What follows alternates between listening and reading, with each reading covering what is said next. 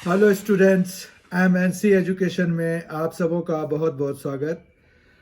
आज के इस वीडियो सेशन में हम जैक झारखंड एकेडमिक काउंसिल द्वारा जारी किया गया जो मॉडल टेस्ट पेपर मैथमेटिक्स के लिए है, जो 2021 के लिए सैम्पल पेपर उन्होंने रिलीज किया है, उसका सेक्शन बी देखने वाले हैं, खंड ब देखने वाले हैं। इसको देखिए, इसके लिए इंस्ट्रक्शन दिया हुआ है। This section comprises 10 questions of 2 marks each. इस यहाँ पर मिसप्रिंट है थोड़ा। इस खंड में 10 प्रश्न हैं जिनमें प्रत्येक प्रश्न 2 अंक का है। तो इस तरह से हम इस सेक्शन को आज देखने वाले हैं। इसमें 10 प्रश्न हैं और इन 10 प्रश्न में से एक प्रश्न में ऑप्शंस भी उन्होंने दिए हैं, तो वो ऑप्शन भी हम करेंगे। ऐसे आपको सिर्फ 10 प्रश्न करने हैं। ऑप्शंस वाले क्वेश्चंस में सिर्फ एक ही ऑप्शंस को करना, एक ही ऑप्शन को आपको करना पड़ेगा, ठीक है। आइए आज के सेशन की शुरुआत करते हैं। क्वेश्चन नंबर 41 है। 40 क्वेश्चंस तक जो है पिछले वीडियो में आ चुका है और उसका लिंक जो है आपको डिस्क्रिप्शन बॉक्स में मिल जाएगा। अगर आप लोगों में से किसी ने नहीं देखा है तो आप उस वीडियो को भी देख सकते हैं। लिंक मैं आपको यहाँ पर जो डिस्क्रिप्शन बॉक्स है जो दिया हुआ है नीचे, उस डिस्क्रिप्शन बॉक्स में आपको लिंक इसके पहले वाले सेशन का मिल जाएगा, जिसमें सेक्शन ए के 40 क्वेश्चन हमने देखे थे, 30 एमसीक्यू थे और 10 जो है fill in the blanks type questions थे। तो वो भी जैक सैंपल पेपर के। तो ये जो है सेक्शन बी हम कर रहे हैं। ये सेकंड वीडियो है JAC sample paper mathematics class 12th का। क्वेश्चन नंबर 41 है। If F R to R and G R to R given by F X is equal to cos X and G X is equal to 3x square, then find GOF x। यदि f r to r और g r to r fx is equal to cos x and gx is equal to 3x square से परिभाषित है तो GOF x ज्ञात कीजिए, ठीक है। तो हमें GOF निकालना है। ये कॉम्पोजिशन ऑफ फंक्शंस के बेसिस पर है, तो हम इसको पता करते हैं। GOF ऑफ x होता है g, फिर ब्रैकेट कर दीजिए, x कर दीजिए। यहां पर g ब्रैकेट में fx आ गया, g और fx से जो यहां पर है वो है cos x, तो हम जो है fx की जगह cos x लिखेंगे। फिर gx जो है हमारा 3x स्क्वायर है, gx हमारा 3x स्क्वायर है। मतलब ये जो राइट हैंड साइड में हमें x आया हुआ है उसमें x की जगह cos x लिखना है, क्योंकि हम g cos x की वैल्यू निकाल रहे हैं। g x जो है 3x स्क्वायर है, तो g cos x क्या हो जाएगा, 3 इंटू कॉस स्क्वायर x हो जाएगा, ठीक है। 3 इंटू कॉस x का स्क्वायर हो जाएगा। इसको हम और अच्छे से एलिगेंट वे में 3 cos स्क्वायर x लिख सकते हैं और यही हमारा आंसर हो जाएगा। आप इसको चाहे तो हाईलाइट कर सकते हैं। तो इस तरह से हमने क्वेश्चन नंबर 41 कर लिया। क्वेश्चन नंबर 42 देखिए। इसमें जो है सिद्ध करना है, प्रूव करना है। प्रूव दैट, सिद्ध कीजिए tan inverse of 1/7 plus tan inverse of 1/13 is equal to tan inverse of 2/9। ये हमें करना है। तो इसमें जो है आपको एक फॉर्मूला यूज करना पड़ेगा जो कि tan inverse of x plus tan inverse of y के लिए यूज होता है। तो उसमें क्या होता है, tan inverse of x plus tan inverse of y is equal to होता है tan inverse of x plus Y upon 1 minus X Y. यहां पर एक बात और ध्यान रखनी होती है कि जो एक्स वाई है वो लेस देन 1 आना चाहिए। तो यहां पर जो है हमें क्या मिल रहा है, this implies tan inverse of 1/7 plus tan inverse of 1/13 is equal to tan inverse of 1/7 plus 1/13 upon 1 minus 1/7 into 1/13। समझ में आई बात? अब ये इक्वल टू हो जाएगा, ये वाली चीज हमें सॉल्व करनी है क्योंकि हमने इसके बदले में ये लिख दिया है और हमें ये सिद्ध करना है। तो हमने LHS एक तरह से ये ले लिया और उसको सिंप्लीफाई करना शुरू कर दिया है। तो ये क्या आ जाएगा, tan inverse of, take the LCM, 7 और 13 दोनों ही प्राइम है, तो ये आ जाएगा 91। ठीक है, उसके बाद जो है इधर 13 और इधर 7 हो जाएगा, तो 13 प्लस 7 आ जाएगा न्यूमरेटर में। फिर यहाँ पर डिनोमिनेटर में देखते हैं, ये जब आप मल्टीप्लाई कराएंगे तो ये 91 हो जाएगा, ये 1 है। ठीक है बात? अब जो है यहाँ पर क्या आ जाएगा, ये आ गया tan इनवर्स ऑफ 13 प्लस 7 यानी कि 20/91 है और इधर 91 माइनस 1/91 है। ठीक है बात? अब जो है अगर आप देखें इसको तो ये क्या है, tan इनवर्स ऑफ 20, ये दोनों 91 कैंसिल करा सकते हैं, तो 20/91 माइनस 1 तो 90 हो गया, तो ये आ गया 2/9। ये जीरो दोनों जगह से कैंसिल कराइए, tan इनवर्स ऑफ 2/9 आ गया। तो आप यहां पर फिर लिख सकते हैं कि therefore tan inverse of 1/7 plus tan inverse of 1/13 is equal to tan inverse of 2/9 और ये प्रूव्ड हो गया। ठीक है, इस तरह से 42nd क्वेश्चन हमने प्रूविंग टाइप था, तो इसका हमने ये प्रूव कर दिया है। आगे बढ़ते हैं, क्वेश्चन नंबर 43। इफ यदि A एक कॉलम मैट्रिक्स है, आप देखिए -2 4 5, B एक रो मैट्रिक्स है 1 3 -6, देन फाइंड, तो ज्ञात कीजिए A इंटू B। हमें इन दोनों मैट्रिसेस को मल्टीप्लाई कराना है, ये मैट्रिक्स मल्टीप्लीकेशन से रिलेटेड क्वेश्चन हो गया। तो यहां पर A इंटू B के लिए आप इस तरह से लिखेंगे -2 4 5 और B के लिए रो 1 3 और -6। अब जो है यहां पर जब हम मल्टीप्लाई कराएंगे तो हम इसमें ऐसे और इस दूसरे वाले मैट्रिक्स में ऐसे चलते हैं, तो ये -2 जो है 1 से मल्टीप्लाई हो जाएगा, तो ये -2 हो जाएगा, -2 इंटू 3 तो -6 हो जाएगा, -2 इंटू -6 तो 12 हो जाएगा। ठीक है, 4 इंटू 1। अब देखिए यहां पर क्या हुआ कि हमने ये -2 से इसको भी मल्टीप्लाई कर लिया, इसको भी कर लिया, इसको भी कर लिया, इस तरह से हमारे तीनों कॉलम्स बन गए फर्स्ट रो के। अब सेकेंड रो पे जाएंगे और इनको भी 1 बाय 1 हम मल्टीप्लाई कराएंगे, तो हमें जो है जो आउटकम मैट्रिक्स है उसका सेकेंड रो तैयार होगा। तो 4 इंटू 1 हो गया, 4 3 12 हो जाएगा, 4 माइनस 6 से जब मल्टीप्लाई कराएंगे तो -24 हो जाएगा। ठीक है, अब 5 से कराना होगा, 5 से हमें कराना होगा। अब यहां पर 5 1 जा 5 हो जाएगा, 5 3 जा हो गया 15 और 5 -6 जा हो जाएगा -30। ठीक है, तो ये आ गया हमारे पास इनका प्रोडक्ट, मतलब A.B जो निकालना है वो ये आ गया। ठीक है, तो ये बहुत ही सिंपल क्वेश्चन था 2 नंबर के लिए। क्वेश्चन नंबर 44 देखते हैं। क्वेश्चन नंबर 44 में है if y is equal to 5 power x by x power 5 then find, तो ज्ञात कीजिए dy by dx। Question number 44, इसमें जो है हमें dy बाय dx निकालना है। y is equal to 5 power x by x power 5 दिया हुआ है, तो चलिए इसको देखते हैं कैसे निकालना है।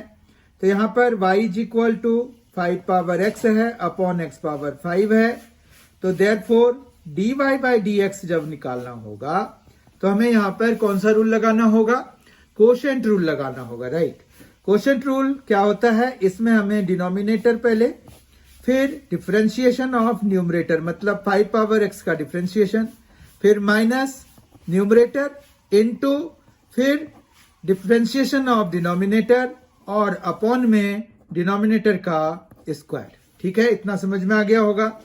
अब जो है x पावर 5 तो हमें कॉपी ही करना है। x पावर 5 हमने कॉपी कर लिया इनटू 5 पावर x का डिफरेंशिएशन होता है 5 पावर x इनटू log 5। ये हमने जो इसके पिछले वाला सेशन हमने किया था सैंपल पेपर से रिलेटेड, जिसमें कि हमने खंड अ को सॉल्व किया था, उसमें भी इस तरह का क्वेश्चन था। तो हमने वहां पर डिटेल में डिस्कस किया था कि एक्चुअली a पावर x का डिफरेंशिएशन हम कैसे निकालते हैं। तो आप वही वाला फॉर्मूला यहां पर लगाएंगे। ठीक है, अब यहां पर है 5 पावर x पावर 5 का डिफरेंशिएशन कराना है, तो यह आ जाएगा 5x पावर 4। ठीक है, और अपॉन में आ जाएगा x पावर 10। राइट, अब जो है यहां पर हम देख पा रहे हैं x पावर 4 कॉमन आ रहा है, तो हम x पावर 4 भी कॉमन ले सकते हैं, तो x पावर 4 कॉमन ले लेंगे। और 5 पावर x भी कॉमन आ रहा है, तो 5 पावर x कॉमन ले लेंगे। तो यहां पर जो हमें बचेगा वो क्या क्या बचेगा, तो वो देख लेते हैं। हमारे पास यहां पर जब हमने x पावर 4 और 5 पावर x कॉमन ले लिया, तो यहां x बचेगा और log 5 बचेगा, तो x into log 5 will be there, minus आएगा, फिर यहां पर आएगा 5, बस, तो ये 5 आ जाएगा, और अपॉन में आ जाएगा x पावर 10। फिर x पावर 4 से आप x पावर 10 को x पावर 6 में काट सकते हैं, तो ये हमारा फाइनल आंसर हो जाएगा। इसको हम लिख सकते हैं 5 power x into x log 5 minus 5 और अपॉन में x power 6। This is the answer. Right, question number 44 एक ऐसा क्वेश्चन था इस सेक्शन में है, 44th क्वेश्चन है एक ऐसा जिसमें कि और दिया हुआ है, and this is the only question जो कि सेक्शन बी में है और उसमें ऑप्शंस अवेलेबल हैं। इनमें से आपको एक ही ऑप्शन करना है। दूसरा क्वेश्चन भी डिफरेंशिएशन से ही रिलेटेड है, पर पिछले जैसा नहीं है। पिछले में आपको सिंगल ऑर्डर डेरिवेटिव निकालना था, dy बाय dx निकालना था, यू कैन सी है, जबकि यहां पर d2y ओवर dx स्क्वायर निकालना है। आप देखिए यहां पर d2y ओवर dx स्क्वायर मतलब सेकेंड ऑर्डर डेरिवेटिव निकालना है, तो कोई दिक्कत नहीं। यहां पर क्वेश्चन देखते हैं, इफ यदि y is equal to X cube plus 10x then find, तो ज्ञात कीजिए d2y ओवर dx स्क्वायर। ठीक है, बहुत ही आसान क्वेश्चन है। यहां पर हम करेंगे क्या, तो y is equal to X cube plus 10x दिया हुआ है। ठीक है, फिर हम क्या करेंगे, dy बाय dx निकालेंगे, वो हो गया 3x स्क्वायर, एक्स क्यूब का डिफरेंशिएशन 3x स्क्वायर, 10x का हो जाता है sec स्क्वायर x। ठीक है, कोई प्रॉब्लम नहीं है। फिर again differentiating both sides with respect to x करना पड़ेगा हमें, तो again differentiating both sides with respect to x, आप भी ऐसे ही लिखेंगे पेपर में, वी गेट या वी ऑब्टेन, क्या मिलेगा हमें, तो यहां पर मिलेगा लेफ्ट साइड में d2y ओवर dx स्क्वायर जो कि हमें चाहिए, और हमें इधर क्या मिलेगा, वो होगा 6x, क्योंकि 3x स्क्वायर का डिफरेंशिएशन 6x हो जाएगा, 3 इंटू 2x हो जाएगा, तो वो 6x हो जाएगा, प्लस अब sec स्क्वायर x में वही pta लगेगा, p मतलब पावर, तो पावर 2 है तो 2 सामने ले आइए, सेक स्क्वायर x की जगह पे sec x आ जाएगा, इनटू यहां पर अब पावर का काम हो गया, अब sec x का करना है, तो वो होता है sec x 10x, और एंगल हमें x ही है तो उसका तो डिफरेंशिएशन 1 होता है, तो वो आप लिखिए, मतलब मल्टीप्लाई करके दिखाइए या नहीं दिखाइए, कोई फर्क नहीं पड़ता है। तो इस तरह से अब हमारा d2y ओवर dx स्क्वायर के लिए फाइनल आंसर तैयार हो गया, वो है 6x, इसमें तो कोई चेंजेस नहीं आएगा। 2 sec x into sec x है, तो ये आ जाएगा 2 sec स्क्वायर x, और ये आ जाएगा 10x। ठीक है, इस तरह से ये 44th का और पार्ट भी हमने कर लिया। रिमेंबर, जितने भी आपको और पार्ट वाले क्वेश्चंस मिलेंगे उनमें से सिर्फ आपको एक ही अटेम्प्ट करना है। राइट, क्वेश्चन नंबर 45 देखते हैं आप। क्वेश्चन नंबर 45 बहुत ही सिंपल क्वेश्चन है, इसमें हमें इवेलुएट करना है, ज्ञात कीजिए 0 to pi by 4 sec square x dx। ठीक है, ये डेफिनेट इंटीग्रल से रिलेटेड क्वेश्चन है। आपको बताया था लास्ट सेशन में कि लेट i करके बनाइए, ये आ जाएगा 0 से π/4 sec square x D x. अब sec स्क्वायर एक्स का इंटीग्रेशन हमें करना होगा, तो sec स्क्वायर एक्स का होता है tan x और यहां पर आ जाता है 0 से π/4। वेरी सिंपल क्वेश्चन, बहुत ही ज्यादा सिंपल है ये। इसमें अपर लिमिट डालेंगे पहले तो ये tan π/4 बन जाएगा, π/4 इज द अपर लिमिट। फिर माइनस करके tan 0 डालेंगे, ultimately tan π/4 is 1, tan 0 is 0, तो ये 1 आंसर आ गया इसका। समझ में आ गया होगा। क्वेश्चन नंबर 45 बहुत ही सिंपल क्वेश्चन था, डेफिनेट इंटीग्रल से रिलेटेड था। क्वेश्चन नंबर 46 पर अब हम पहुंच गए हैं। इवेलुएट याद कीजिए, यहां पर e और e स्क्वायर दिया हुआ है, जबकि ये 1/x log x dx, ठीक है। तो ये भी डेफिनेट इंटीग्रल से ही रिलेटेड है। इसको भी हम एग्जैक्टली उसी तरह से करेंगे, लेट आई लेंगे, यहां पर e, यहां पर e square 1/x log x dx, ठीक है। अब जो है जब हम इसको करेंगे तो इसके लिए हमें सब्स्टिट्यूशन लगाना पड़ेगा, ठीक है। तो हम put log x is equal to T करेंगे, ठीक है। log x को जब t पुट करेंगे तो 1/x dx जो है dt में चेंज हो जाता है, तो मतलब हम पूरा ये dx 1 और x के बदले में dt लिख पाएंगे और इसके बदले में t, तो हमारा dt/t बन जाएगा, ठीक है। तो हम यहां पर log x is equal to T put कर लेते हैं। पुट करने से सब्स्टिट्यूट करने वाला मेथड ऑफ सब्स्टिट्यूशन जब आप इंटीग्रेशन में लगाते हो तो आपको इस चीज का बहुत ध्यान रखना होता है कि जिस भी चीज को आप पुट कर रहे हो तो उसका डिफरेंशिएशन वहां पर होना चाहिए। तो अभी log x को पुट कर रहे हैं ताकि 1/x जो उसका डिफरेंशिएशन है वो यहां पर है, इसीलिए हम कर सकते हैं इसको पुट।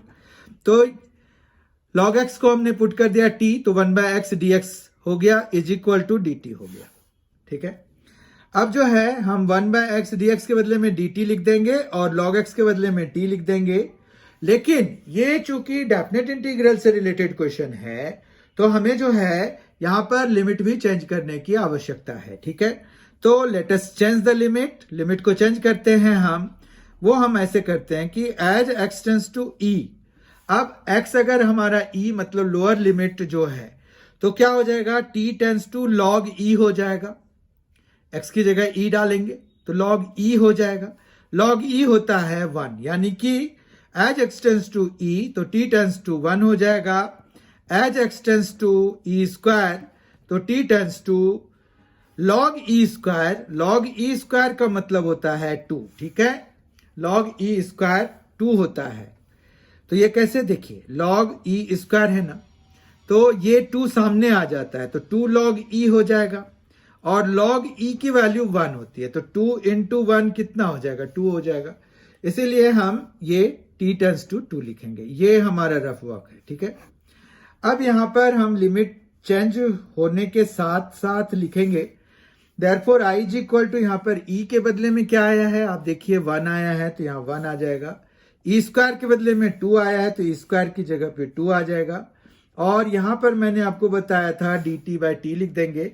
अब हम इसका इंटीग्रेशन कराएंगे तो ये होता है log mod t, और यहां पर चूंकि हम डेफिनेट इंटीग्रल कर रहे हैं तो हमें c नहीं लगाना है।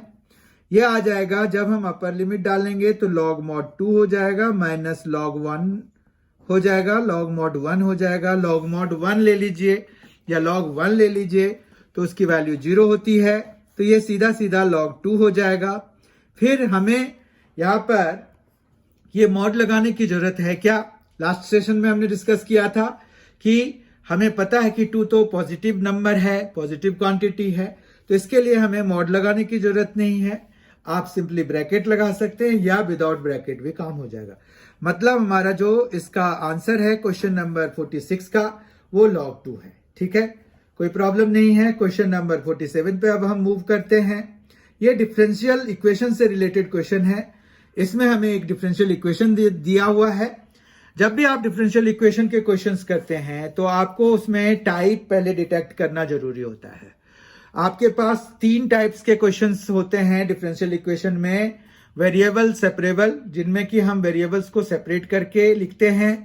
एक होमोजीनियस होता है जिसमें हर एक टर्म की डिग्री सेम होती है, और जो तीसरे टाइप का है वो ये है देखिए solve the differential equation dy by D X minus Y is equal to 1।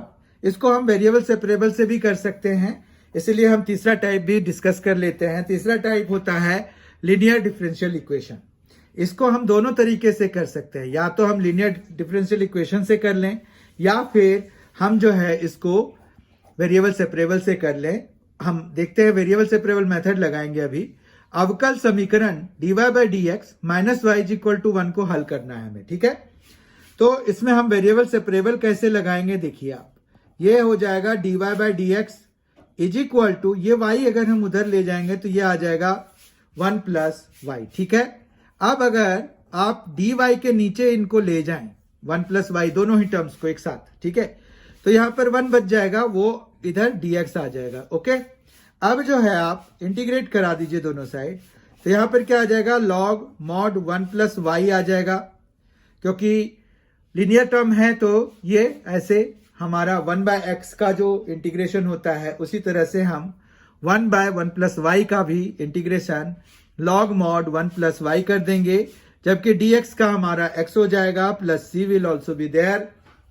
तो अब लॉग अगर हम हटाना चाहते हैं तो 1 plus Y is equal to exponential X plus C आ जाएगा, और हमारा जो आंसर है y is equal to exponential X plus C minus 1 बन जाएगा, ठीक है।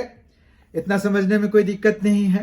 तो ये तो हमने वेरिएबल सेपरेबल मेथड लगा दिया, जिनमें कि हम चरों को दोनों साइड अलग अलग करके फिर इंटीग्रेट करा देते हैं। अब मैंने आपको बताया कि ये एक ऐसा अवकल समीकरण आपको दिया हुआ है जिस पर कि आप जो लीनियर डिफरेंशियल इक्वेशन है वो भी लगा सकते हैं। तो वो कैसे लगा सकते हैं, तो हम वो मेथड भी देख लेते हैं। यहां पर है dy by D X minus Y is equal to 1, right. यहां पर जब आप इसको कंपेयर कराएंगे, किससे कंपेयर कराएंगे, comparing with dy by D X plus P Y is equal to Q. यहां पर क्या होता है, ये dy बाई डी एक्स तो चलिए dy बाई डी एक्स ही रहता है, इसमें तो कोई चेंजेस नहीं होगा। पी वाई, यहां पर p और q जो दो वेरिएबल टाइप के अपीयर हुए हैं, ये फंक्शंस ऑफ x एलोन होते हैं, मतलब फंक्शंस ऑफ x होते हैं या फिर कांस्टेंट होता है, ठीक है। तो ये जो है हमारे पास, देखिए यहां पर क्या हो जाएगा, अगर हम कंपेयर कर रहे हैं तो वी गेट, क्या मिलेगा हमें, p is equal to minus 1 मिलेगा। देखिए आप कंपेयर कीजिए बहुत अच्छी तरह से, dy बाई डी एक्स की जगह dy बाई डी एक्स है, प्लस पी वाई की जगह पे यहां माइनस वाई है, तो यानी कि p की वैल्यू कितनी हो जाएगी, -1, ठीक है, और q इज इक्वल टू 1 हो जाएगा, ठीक है। ये हम लीनियर डिफरेंशियल इक्वेशन मेथड लगा रहे हैं, ऐसे हमारा आंसर आ चुका है इसका। फिर क्या होता है, हमें IF निकालना होता है, इंटीग्रेटिंग फैक्टर, वो होता है e पावर p dx, ठीक है। ये तो हमें याद रखना होता है कि एक्सपोनेंशियल की पावर में ये इंटीग्रेशन है, और इंटीग्रेशन किसका है, p का है with respect to x, dx इसीलिए लगाना पड़ रहा है। e हो गया, p हमारे पास माइनस है, -1 है, और dx हो गया, तो ये क्या आ जाएगा, एक्सपोनेंशियल माइनस x आ जाएगा, ठीक है। यहां तक कोई दिक्कत नहीं है। उसके बाद हम सीधा सीधा रिक्वायर्ड सॉल्यूशन लिखते हैं। लीनियर डिफरेंशियल इक्वेशन में हमें सीधा सीधा रिक्वायर्ड सॉल्यूशन लिखने की जरूरत होती है, वो होता है y इंटू आई एफ, ठीक है। y into I F is equal to q into I F, और इसका integration with respect to x और प्लस c, ठीक है। अब देखिए y इंटू आई एफ तो एक्सपोनेंशियल माइनस x हो गया, q 1 है, 1 into exponential minus x dx हो गया, प्लस c हो गया, ठीक है। इतना समझ में आ गया। तो अगर हम देखें तो इसका इंटीग्रेशन क्या हो जाएगा, तो यहां पर y into exponential minus X is equal to, ये हो जाएगा माइनस एक्सपोनेंशियल माइनस एक्स और प्लस सी, ठीक है। इतना समझ में आ गया होगा। तो ये हमने इंटीग्रेट कर दिया, तो इसमें हम देख पा रहे हैं कि ये आ गया y into exponential minus X is equal to minus exponential minus X plus C.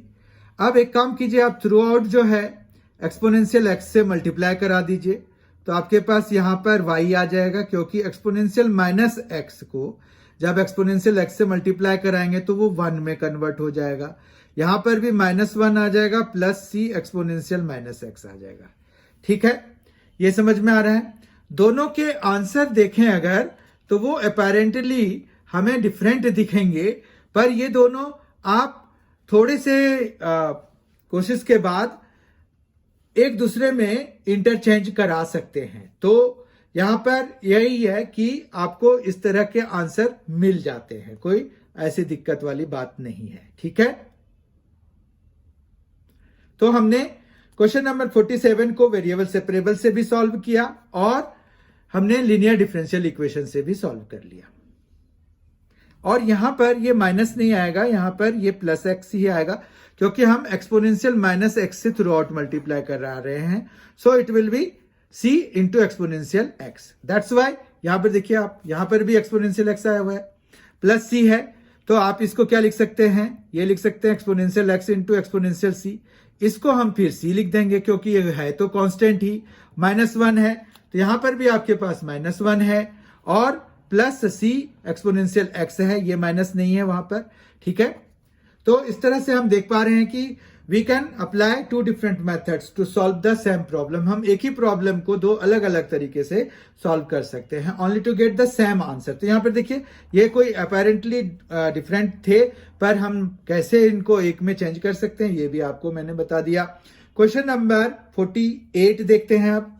Question number 48. The projection of vector I minus 2j plus k on the vector 4i minus 4j plus 7k. सदिश 4i minus 4j plus 7k की दिशा में सदिश i cap minus 2j cap plus k cap का प्रक्षेप्य ज्ञात कीजिए। अब देखिए प्रक्षेप्य कैसे ज्ञात करते हैं, प्रक्षेप्य प्रोजेक्शन कैसे ज्ञात करते हैं, उसके लिए हमारे पास फॉर्मूला होता है। तो यहां पर अगर हम इसको ए वेक्टर मान लें, let A vector is equal to I cap minus 2j cap plus K cap, only K cap is there, तो के कैप। बी वेक्टर ले लेते हैं 4i cap minus 4j cap plus 7k cap. ठीक है, अब जो है हमें projection of A on B निकालना है, मतलब जब हमने इनको ए वेक्टर मान लिया i cap minus 2j cap plus k cap को, और बी वेक्टर मान लिया 4i cap minus 4j cap plus 7k cap को, तो हमें जो है जब सदिश 4i cap minus 4j cap plus 7k cap की दिशा में सदिश i cap minus 2j cap plus k cap का प्रक्षेप्य निकालना था, तो हमें projection of this vector on this vector निकालना है। तो उसके लिए फॉर्मूला होता है हमारा, यहां पर हम लिख देंगे projection of A on B, ठीक है, is equal to A dot B by mod B. ठीक है, यही फॉर्मूला होता है, जिस पर भी निकालना होता है उसके मॉड बी से डिवाइड कर देते हैं इन दोनों के डॉट प्रोडक्ट को। नाउ वी नो कि हम कैसे डॉट प्रोडक्ट निकालते हैं, हमें पता है। ये देखिए 1 इंटू 4 यहां पर लिखना पड़ेगा, -2 इंटू -4 तो +8 यहां लिखना होगा, 1 इंटू 7 तो यहां 7 लिखना होगा। ठीक है, मॉड बी है 4 स्क्वायर तो 16, 4 स्क्वायर तो 16 और 7 स्क्वायर तो 49। ठीक है, तो ये आ जाएगा 15 प्लस 4, ये आ गया 19 बाय रूट अंडर ऑफ 32 है, और ये है तो हमारे पास 49, 32 प्लस 49 हो गया 81, जो कि 9 हो जाएगा, तो 19 बाय 9 आ जाएगा।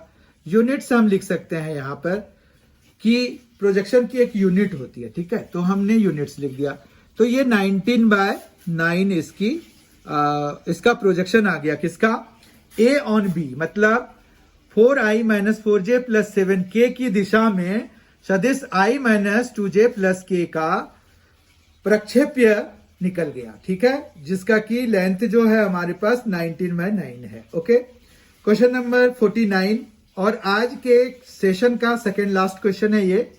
इफ यदि PA is equal to 0.8, PB 0.5 and और PB बाय A जो है 0.4 है, देन फाइंड, तो ज्ञात कीजिए PA यूनियन B। हमें PA यूनियन B निकालना है।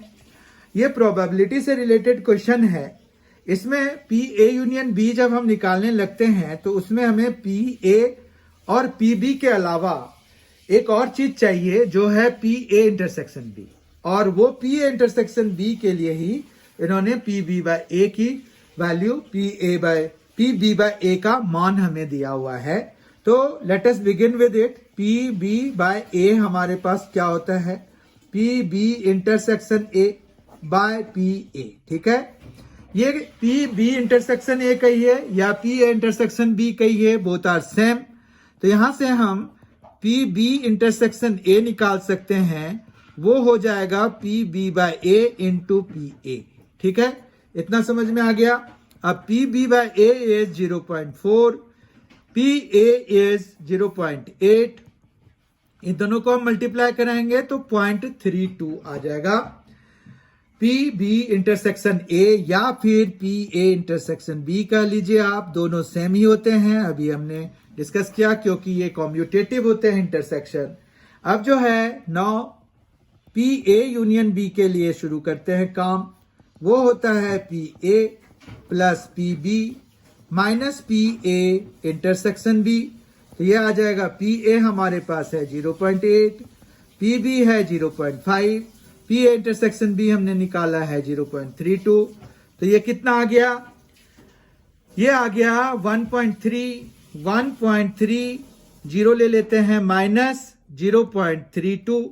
तो ये दोनों सॉल्व होके 0.98 will be the answer for P A union B. तो पी ए यूनियन बी के लिए हमारे पास आंसर आ गया। आज के सेशन का लास्ट क्वेश्चन हम देखते हैं, और ये सेकेंड सेशन है सैंपल पेपर का। तो जिन लोगों ने इसका फर्स्ट सेशन नहीं देखा है, फर्स्ट वीडियो सेशन नहीं देखा है, उसका लिंक जो है डिस्क्रिप्शन बॉक्स में अवेलेबल है। आप उस पर क्लिक करके इसके फर्स्ट सेशन को देख सकते हैं, जिसमें कि 40 क्वेश्चंस हैं, 30 एमसीक्यू वाले, जो सैंपल पेपर में जैसे क्वेश्चंस जिस ऑर्डर में दिए हुए हैं, जैसे जैसे जिस नंबर पे दिए हुए हैं, वो वैसे ही डिस्कस किए गए हैं विद डिटेल। तो आप जो है उसको देखेंगे तो आपकी तैयारी काफी अच्छी हो जाएगी। आपको वहां पर कुछ कंसेप्ट्स भी बता दिए गए हैं, जो क्वेश्चन में लग रहे थे उससे रिलेटेड कंसेप्ट्स भी वहां पर डिस्कस किए गए हैं। तो इसके लिंक दिए हुए हैं, आप लिंक को क्लिक करके जरूर देखिए। क्वेश्चन नंबर 50 देखते हैं अभी।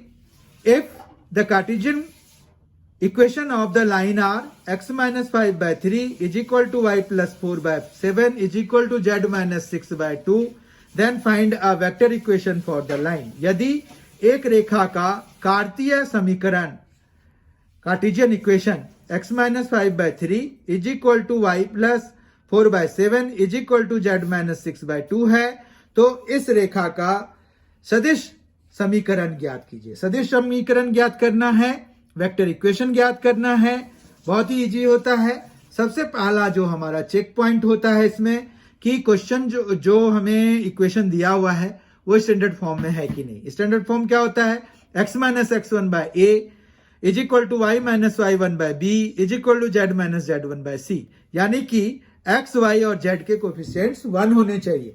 तो ये बिल्कुल है यहाँ पर, यानी कि ये स्टैंडर्ड फॉर्म में ही दिए हुए हैं। ठीक है, तो हम यहां पर से a सीधा सीधा a वेक्टर निकाल लें, जो कि पॉइंट से बनता है। तो वो हो जाएगा 5i cap minus 4j cap, क्योंकि अगर हम इसको y माइनस y1 के टर्म में लिखेंगे तो यहां पर चूंकि प्लस है तो हम इसको लिखेंगे y माइनस फिर ब्रैकेट में -4। ठीक है, तो यानी कि हमारे पास यहां पर -4j कैप आएगा, जबकि यहां पर 6k कैप आ जाएगा, क्योंकि यहां ऑलरेडी माइनस है। बात समझ में आ गई होगी। फिर ये बी वेक्टर जो है आपके पास, ये जो नीचे डायरेक्शन वेक्टर के डायरेक्शन रेशियोज होते हैं उससे आएगा, तो 3i cap plus 7j cap plus 2k cap. फिर हमारे पास रिक्वायर्ड वेक्टर इक्वेशन इज, क्या लिखेंगे, रिक्वायर्ड वेक्टर इक्वेशन इज क्या होगा, r vector is equal to a vector plus lambda b vector. That is r vector तो ठीक है हमारे पास, ये a वेक्टर हो जाएगा 5i cap minus 4j cap plus 6k cap plus lambda यहां पर बाहर रहेगा, और b वेक्टर के लिए 3i cap plus 7j cap plus 2k cap आ जाएगा। तो इस तरह से हमने आज जो है सेक्शन बी पूरा कर लिया। जैक झारखंड एकेडमिक काउंसिल द्वारा, झारखंड अधिविद्य परिषद द्वारा जो सैंपल पेपर मैथ्स के लिए क्लास 12th के लिए जारी किया गया है, उसके हमने आज सेक्शन बी खंड ब जो है पूरी तरह से डिस्कस कर लिया। इसमें जो भी कंसेप्ट्स यूज हो रहे थे वो सारे हमने देख लिए। बहुत ही जल्द आपसे फिर मुलाकात होगी सेक्शन 3 खंड 100 के साथ, सेक्शन सी खंड 100 के साथ। बहुत ही जल्द आपसे मुलाकात होगी। तब तक के लिए thank you so much for being with us. जिन लोगों ने अभी तक MNC एजुकेशन को सब्सक्राइब नहीं किया है तो वो जरूर कर लें, ताकि आपको इस तरह के वीडियोस मिलते रहें। और बेल आइकन भी प्रेस करके ऑप्शंस ऑल वाले ओपन रखें कि all kind of notifications allow कर दें, ताकि आपको MNC एजुकेशन द्वारा जितने भी वीडियो अपलोड किए जाएं उनकी जानकारी समय समय पर मिलती रहे। तब तक के लिए thank you so much for being with us. Thanks a lot. Enjoy yourself.